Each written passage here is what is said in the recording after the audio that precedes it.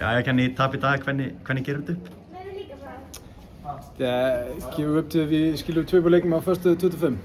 Da vi kommer i 4-0, eller da Kawa kommer i 4-0, der er ærligt.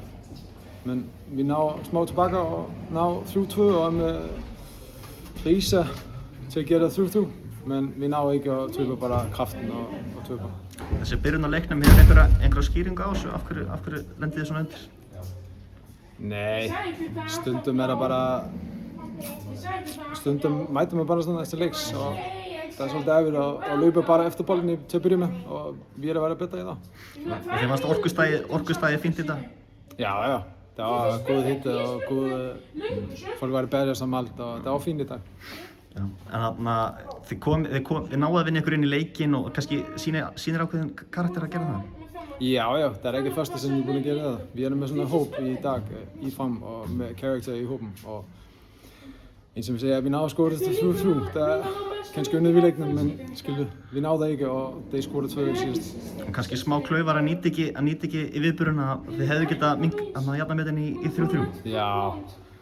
Men hei, svona er það. Við erum bara að læra þetta. 2 mörk hjá þér í dag, sáttu með þitt dagsverk? Hei, aðeins ekki. Bara aðeins ekki. En núna er það Stjarnan næst, hvað er það jákvæða sem þið getið kannski tekið út úr þessum leik? Bara skilja, við voru ekki umleiðir, við vorum mjög góðir í dag. Þeir skora bara skilja 3 í byrjun og ef við mæta svona næst, það töpum við líka. Men ef við mæta klár í leiknum mot Stjarnan, bara getum við alveg vinnað það. Það vantaði að leikja leikmenn í dag, fannst þið það eitthvað hafa áhrif?